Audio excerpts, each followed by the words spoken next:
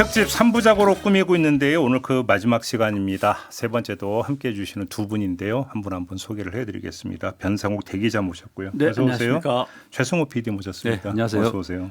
벌써 세 번째 마지막 시간이고 그죠? 근데 좀 두 번 진행하면서 계속 느끼니까 너무 시간이 짧다. 할 얘기는 많은데 하긴 다 뭐 세세하게는 못했습니다만. 그러니까요. 뭐 좀 아쉬운데 뭐 또 나중에 또 기회가 있겠죠. 네. 그래서 오늘은 좀 그 활자 매체 신문에 대해서 좀 얘기를 했으면 좋겠는데 신문을 가지고 뭐 진보 신문, 보수 신문, 뭐 진보 언론, 보수 언론 나누는 거에 대해서 그 누구도 이의를 제기를 하지 않고 그렇게 이의를 제기하지 않는 데에는 우리가 이제 공영방송 얘기를 했지만 그거와는 다르게 이거는 민영이고, 예. 그죠? 그다음에 허가제도 아니고 이런 것들이 좀 작용하고 있다고 좀 볼 수 있을 것 같은데. 근데 좀 제가 제일 궁금한 게 하나가 있는데요. 언제부턴가 우리 사회에서 보수 신문 얘기에서 조중동을 한 묶음으로 얘기를 해왔잖아요. 예.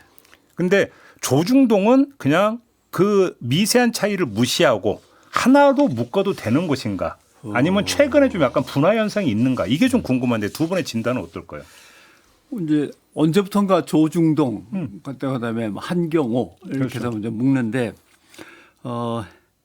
사실 신문의 이제 사설 중심으로 분석을 하자면 기사는 아무래도 가치 중립적인 게 많으니까 사설에서 많이 이제 차이가 나긴 하는데 윤석열 초반부까지만 따진다면 아니면 윤석열 조금 전까지만 따진다면 보수적인 논의가 가장 색깔이 강하게 논의가 계속 이루어지는 것은 오히려 동아일보였습니다. 제일 앞이. 그렇죠. 동아중앙조선순으로 오히려 갔었어요. 네. 근데 그러다 이제 바뀌죠. 최근에는 동아일보는 완전히 또 뭐 어떨 때는 완전히 이쪽으로 와 있는 듯한 느낌이 들 때도 있으니까. 그러니까 보면 반공 이데올로기와 국가 정체성을 논할 때는 조중동 모두 아주 강한 보수성 내지는 약간의 우파성을 이제 보일 때가 있고 다른 영역으로 넘어가면 보수성이 갑자기 급격히 달라질 때가 많습니다. 특히 중앙일보 같은 경우는 정치에서는 보수성을 적당히 띠다가 경제적으로 넘어가면 보수성이 확 강해지는 이런 것도 있고 동아일보는 반공 이데올로기하고 그다음에 국가 정체성 차원에서 높은 보수성을 보이다가 약간 사회적 그러니까 예를 들면 뭐라고 표현할까요? 노사 문제라든가 아니면 빈곤층 문제라든가 이럴 때는 보수성에서 확 벗어날 때가 종종 있었고 네.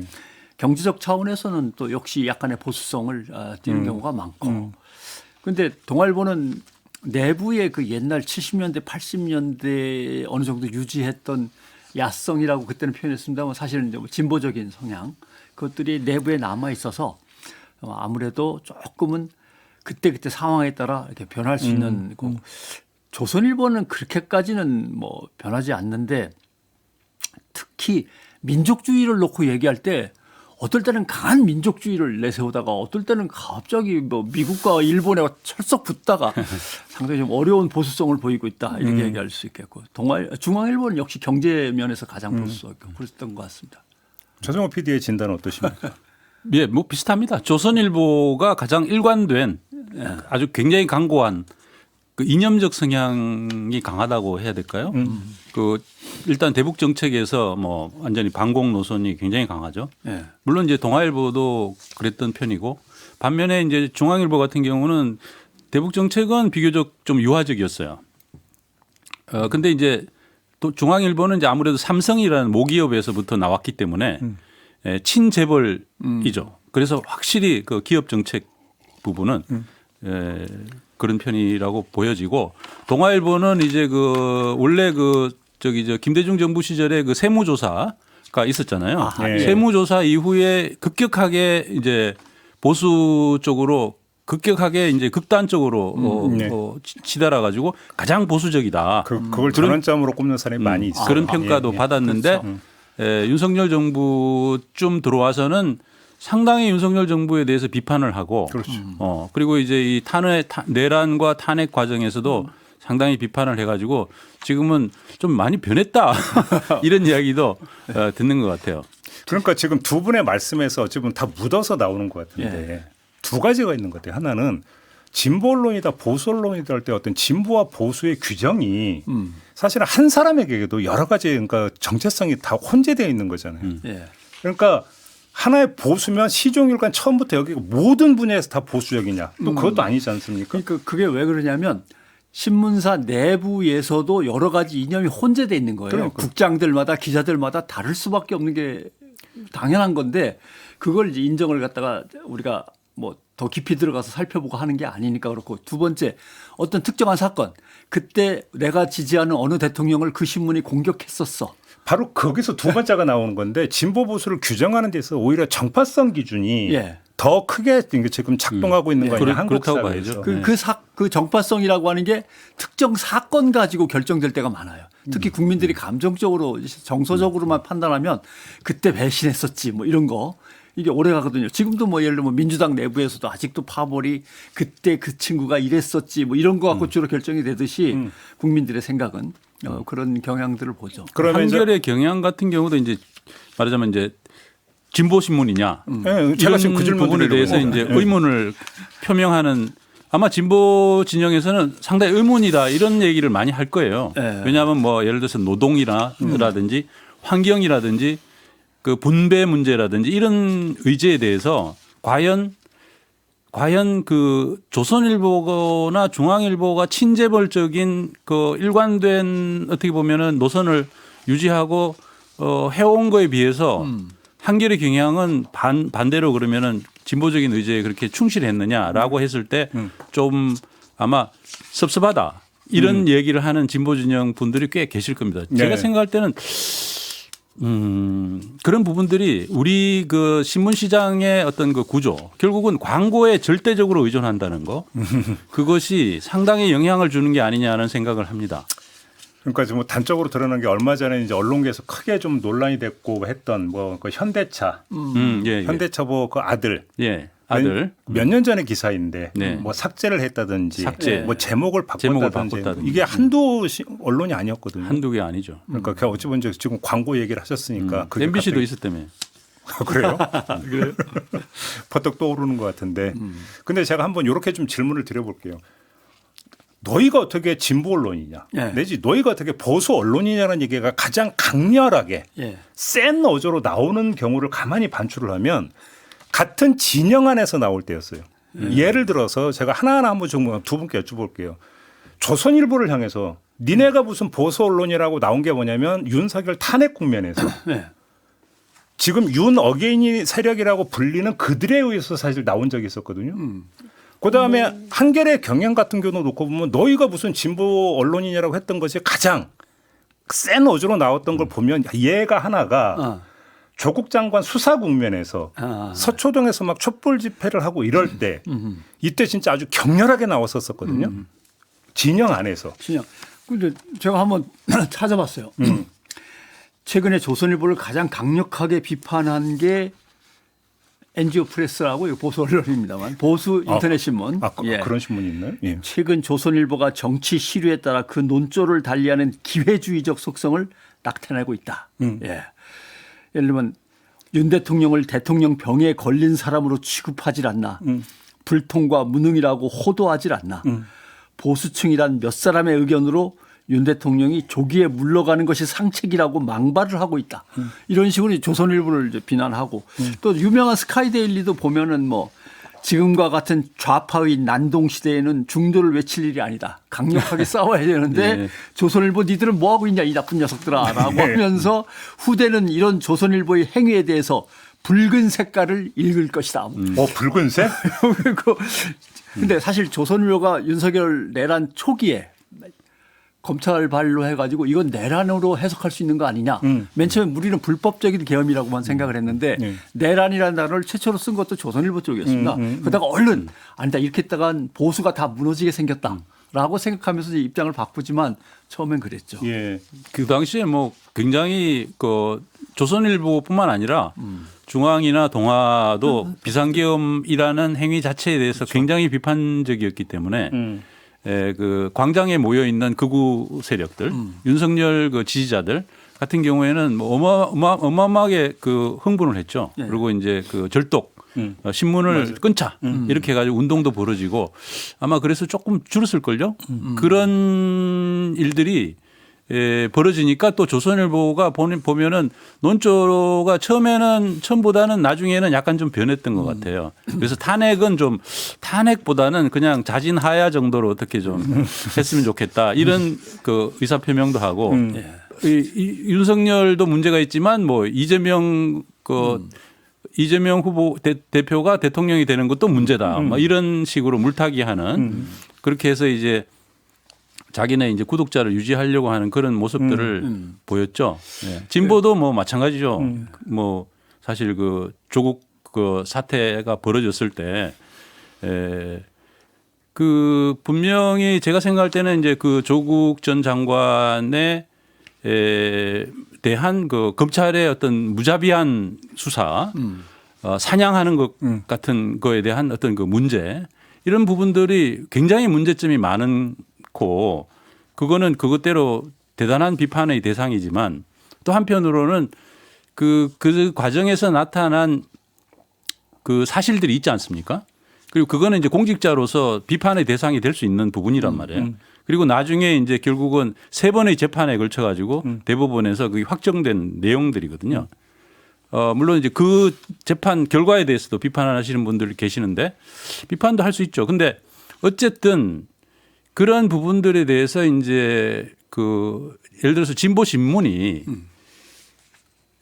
드러나고 있는 팩트를 전달하고 그것에 대한 일정한 부분의 어떤 그 비판을 하는 것에 대해서 그 당시 제가 느낄 때는 좀 과도한 비난과 그리고 이제 심지어는 절독 이런 걸로 이어지면서 제가 생각할 때는 그러니까 진보 신문들이 재정적으로 더 훨씬 더 취약하잖아요. 그렇죠. 보수 신문보다.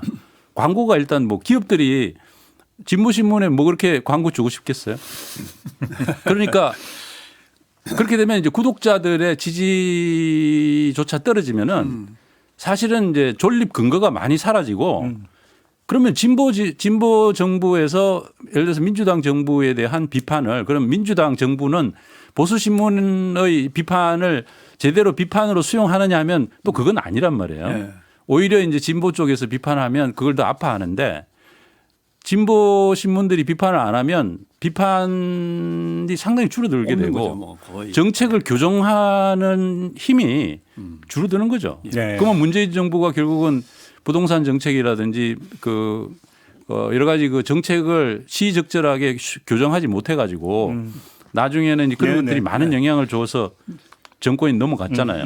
근데 이제 우리가 흔히 듣는 이야기 조중동이 편파적이라면 한겨레 경향은 편파적이 아니란 말이냐 이렇게 얘기하지만 사실 지금 최 PD께서도 지적을 해 주셨지만 역사적 맥락을 쭉 살피면 다르긴 달라요. 예.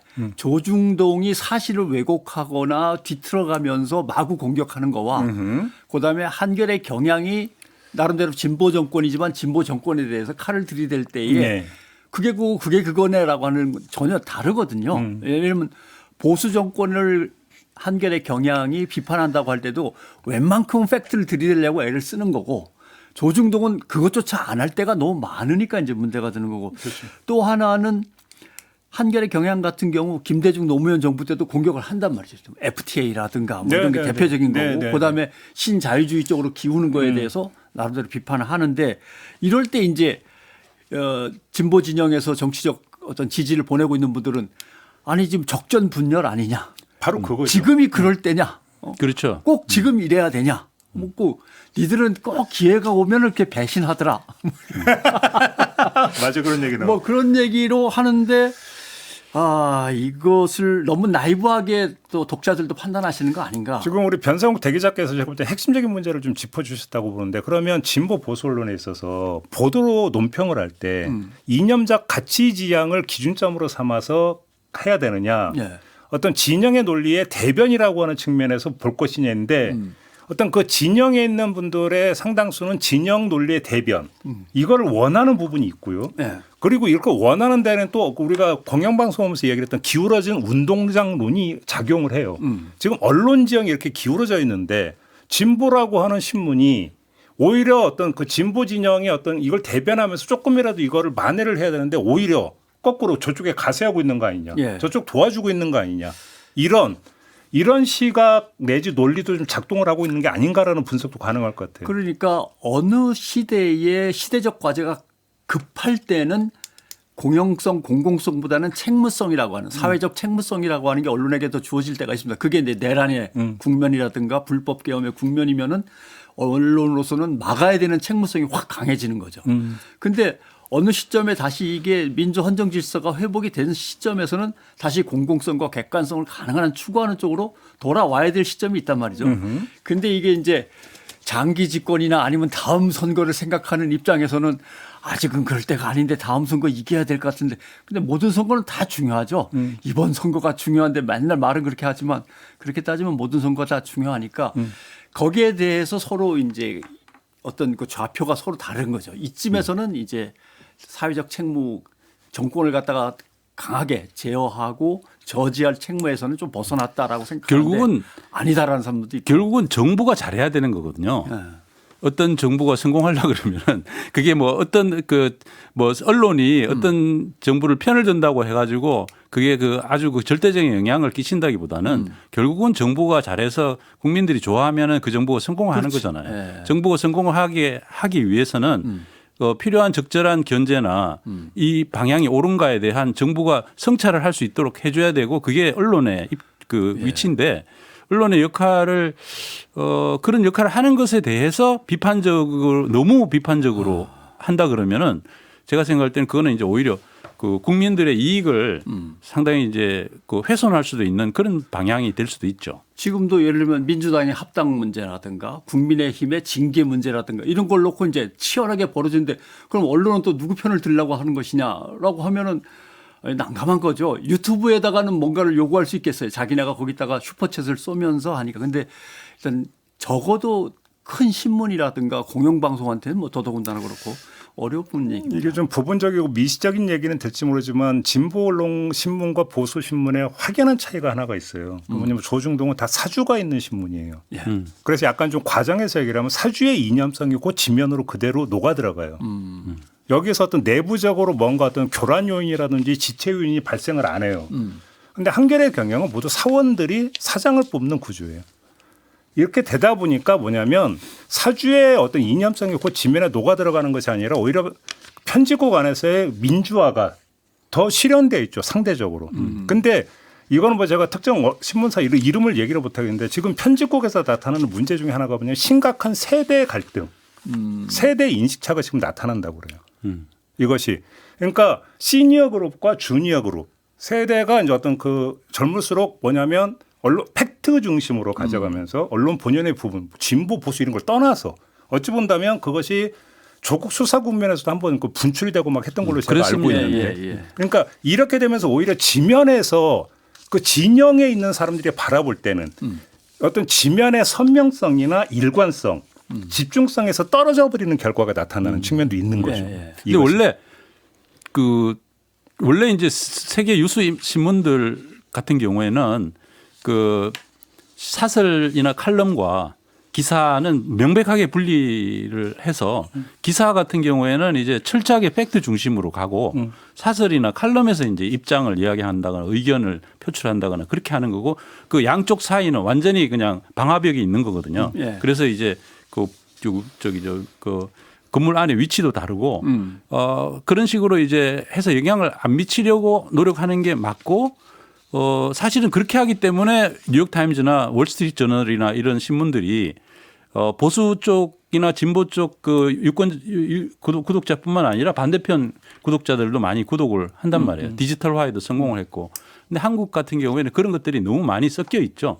섞여 있고 사설 그러니까 결국은 이제 저는 그 문제점을 기본적으로 한국의 이건 뭐 사실은 전체 언론이 다 마찬가지예요. 네. 결국은 그 단독 보도라든지 탐사 보도라는 그러한 그 굉장히 그 특출한 독자적인 컨텐츠를 가지고 승부를 걸어야 되는데 거기에서 큰 그 차별성이 없어요. 다 그렇죠. 네. 맞아요. 큰 차별성이 없이 적당한 팩트들을 가지고 출입처 안에서 공동으로 생산하는 그 팩트를 이렇게 그 각자의 색깔에 따라 가지고 조금 윤색만 좀 다르게 한다 이렇게 느낄 정도입니다. 취재 방식과 전달 양식은 수십 년째 그대로죠. 네. 그렇게 되다 보니 차별성을 줄 수 있는 부분이 결국은 이제 그런 의견들이고 그 의견 사설이나 칼럼만으로는 그 색깔이 분명치 않으니까 그러니까 또 이게 팩트만 해야 될 그 기사에까지 그게 묻어 들어가는 거예요. 그런 식으로 해가지고 결국은 이것이 좀 어떻게 보면은 우리나라 언론을 상당히 그 발전을 좀 막고 있는 부분이 있고 그렇게 되다 보니까 그 많은 새로운 팩트들이 좀 한정이 되잖아요. 그러니까 네. 언론에 대한 불신도 거기서 나오는 거고 뭐 그런 것 같습니다. 그러니까 뉴욕타임스나 워싱턴 포스트를 볼 때 보도가 얼마나 올바랐느냐 또는 옳았느냐를 가지고 판단을 빨리빨리 해주는 경향이 그래도 아직 센데 우리는 우리 진영에 이건 불리한 건데 왜 여기서 나왔지라고 그렇죠. 하는 정파성이 먼저 이제 제시가 그렇죠. 되니까 꼭 그걸 보도했어야만 했느냐 뭐 이런 항상 식으로 나오죠. 언론이 저널리즘을 수행할 때 그 저널리즘이 요번에 이게 국가의 미래라든가 새로운 세상을 갖다 열어나가는 데 있어서 필요한 거였느냐 얼마나 절실했고 얼마나 또 올바른 방향으로 다뤘냐 뭐 이런 건 안 따지거든요 잘. 그러니까 지금 이 상황에서 좋은 저널리즘과 거기에 의한 민주주의를 발전시키려면 이제 서서히 독자들도 뭔가 균형을 다시 이제 찾아가야 되는 시점이죠. 사실 비판을 팩트라면 사실이라면 사실을 보도하는 것에 대해서 보도하지 말라. 네. 이렇게 이야기하는 거는 안 되는 것 같아요. 기본적으로 그렇죠. 예, 그런데 저널리즘은 이제 그런 사실은 부분들에 대해서 그 아까 선후배 논쟁도 말씀하셨는데 그런 시각은 충분히 있을 수 있어요. 그때 당시에 그 조국 사태 당시에 나온 아마 논쟁이었을 텐데 검찰의 이러한 굉장히 그 폭력성에 대해서 왜 제대로 보도를 하지 않느냐는 시각은 저는 충분히 일리가 있다고 생각해요. 그건 뭐 충분히 일리가 있고 그 부분에 대해서 더 많이 탐사를 하고 보도를 했어야 된다고 생각을 합니다. 그런데 어쨌든 근데 이제 그렇게 해서 나온 그 팩트들을 기자들이 검증을 해야죠. 검증을 해서 그것이 맞다면은 그 맞는 걸 보도하는 거에 대해서 지나치다.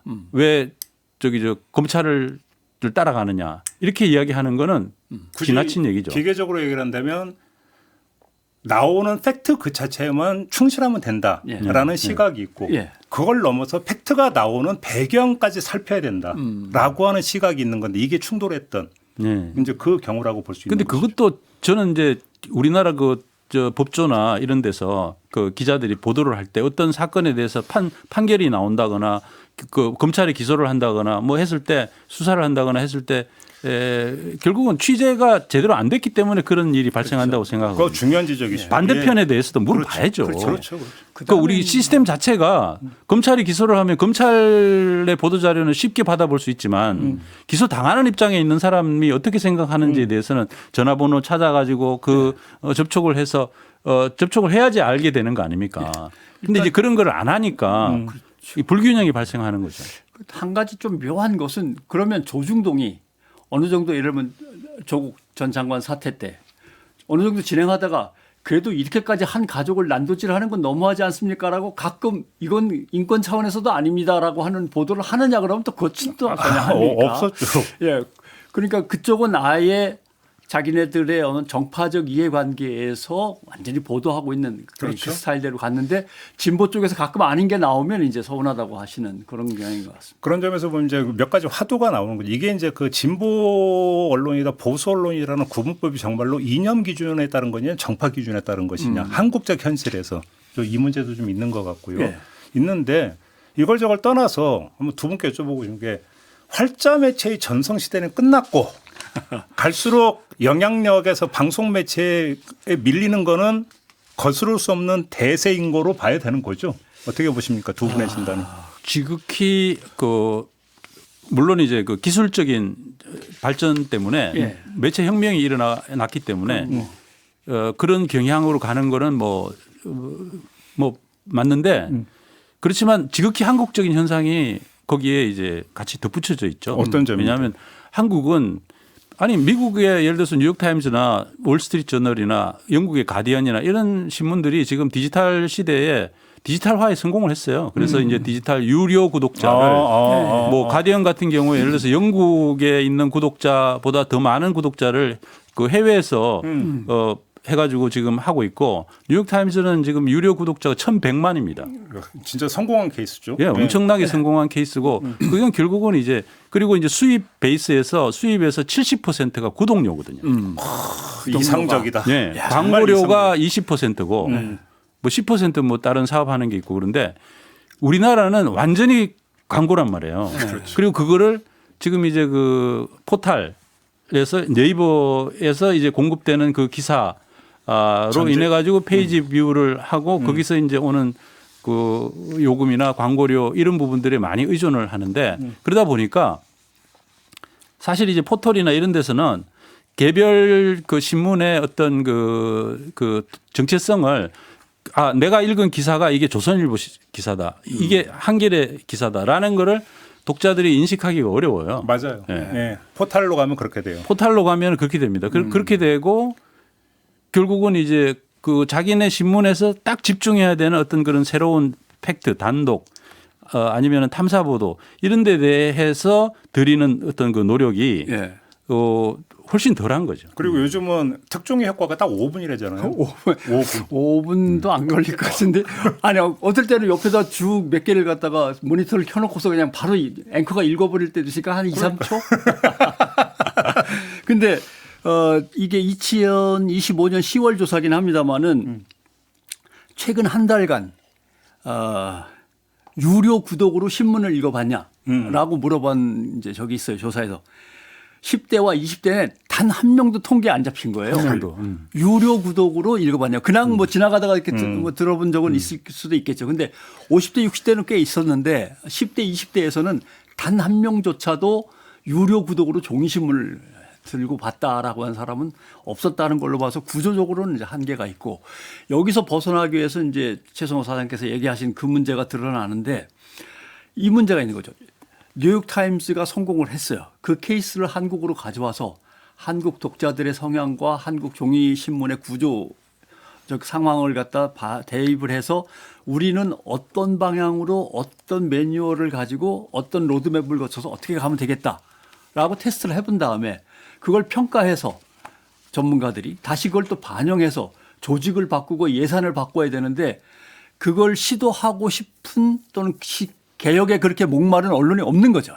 혁신과 개혁에. 지금 이 순간 그냥 정치적으로 또는 정파적으로 이쪽에 달라붙어 갖고 빨리 이득을 챙기는 게 낫지 그 3년이 걸릴지 5년이 걸릴지 뉴욕타임즈도 10년 넘게 걸린 세월인데 왜 그러면 거기에 또 이제 광고 의존도가 높으니까 그렇죠. 광고 영업으로 때우면 된다라는 그렇죠. 부분도 있는 거죠. 그렇죠. 그게 사실 이제 사실 한국 신문은 광고 매체로서의 가치는 거의 사라졌잖아요. 예. 그럼에도 불구하고 광고가 여전히 많단 말이에요. 한 70%의 수익을 광고로 얻고 있거든요. 예. 왜 그러냐는 거죠. 저는 이게 대한민국의 굉장히 큰 문제라고 생각합니다.